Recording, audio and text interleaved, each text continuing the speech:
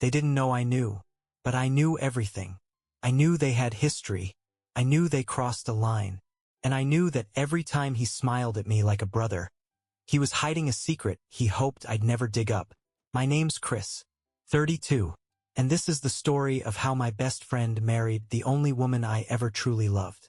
And how I stood by his side while it happened, with a secret of my own. Started 5 years ago. Emily and I were something real. We dated for 14 months. Intense, messy, beautiful. She was the kind of woman who made you believe in soulmates. But we were young. We fought. I shut down. She cried. I ran. One night I ghosted her after a fight. For 2 weeks I didn't call. She didn't either. By the time I came back around, she had already started talking to someone else. Someone I knew. My best friend, Derek. He swore nothing happened while we were together. I wanted to believe him. Emily said the same. So I let it go. Or at least I pretended to. They dated quietly for 2 years. I distanced myself. Started a new relationship I didn't care about. Told myself I was over it. Then Derek called me one night. I'm gonna propose. I want you to be my best man. My mouth said congrats. My heart dropped through the floor. But I said yes. And that's when it started. The lies, the guilt, the unraveling. Because what they didn't know was that Emily texted me the night before Derek proposed. At 1:13 a.m. I still think about us sometimes. Do you? I stared at that message for over an hour. I still think about us sometimes. Do you? It was 1:13 a.m. the night before Derek proposed. I hadn't heard from Emily in months. We followed each other on socials, but no likes, no comments, no interaction. Just digital shadows. And then that. I didn't reply, because if I did, I knew exactly where it would go. And I wasn't sure I could live with myself if it did. The next day he proposed. She said yes. He sent me a video. Her crying, saying yes, hugging him, showing off the ring. Like it was the happiest day of her life. Maybe it was. Or maybe she was just really good at wearing masks. I wouldn't have known. I taught her how. But the message stuck with me. Weeks passed. I kept waiting for her to follow up. She didn't. But I couldn't stop thinking about her. And then, 2 months before the wedding, she texted again. Do you still want to know what happened between me and Derek after we broke up? My heart sank. Because I already knew. But I needed to hear it from her. Yes. She wrote back. The night you ghosted me? He came over. He stayed. You didn't answer my calls, and he did. I wasn't thinking straight. But yeah. It started that night. That night.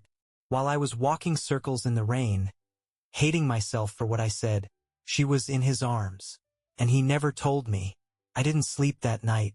I replayed every memory. Every beer. Every late-night talk with Derek. Every bro moment. All of it fake. Or maybe not fake. Maybe just not meant to last. A week later, Emily called. Voice shaking. I'm not asking you to forgive me. But if you ever loved me, don't let this ruin you. Don't hate him. He never meant to hurt you. I laughed. I don't hate him, I said. I'm gonna give a hell of a speech at your wedding. And I meant it. But she didn't know what I planned to say. It was a perfect wedding. Golden hour ceremony. Vine-covered gazebo. Emily looked breathtaking. Derek looked proud.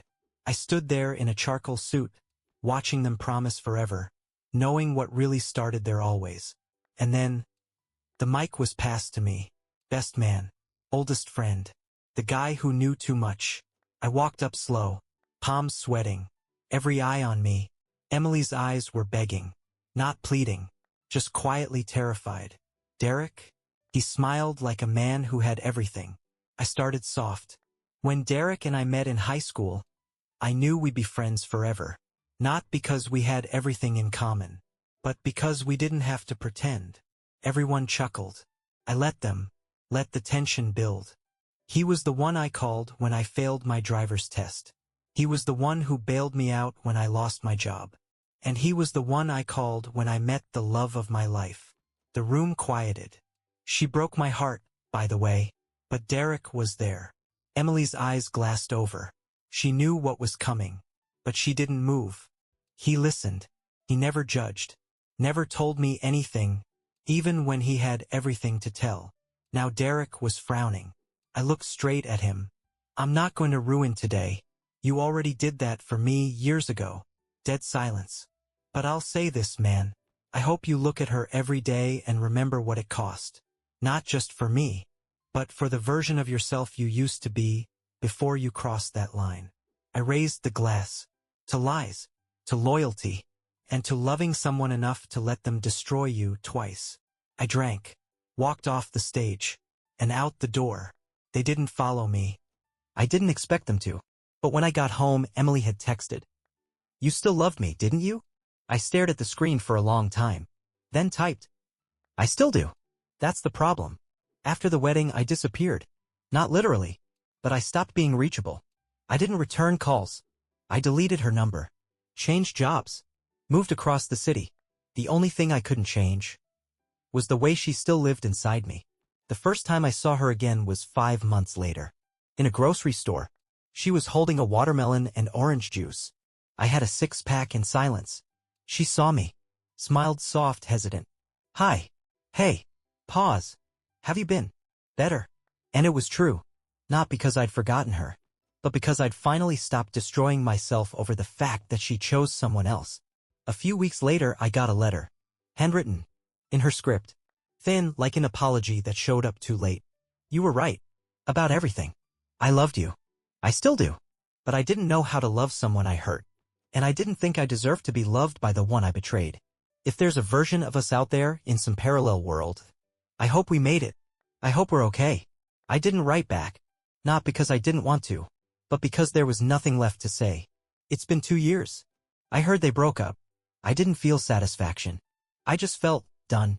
Some stories don't end. They just stop hurting.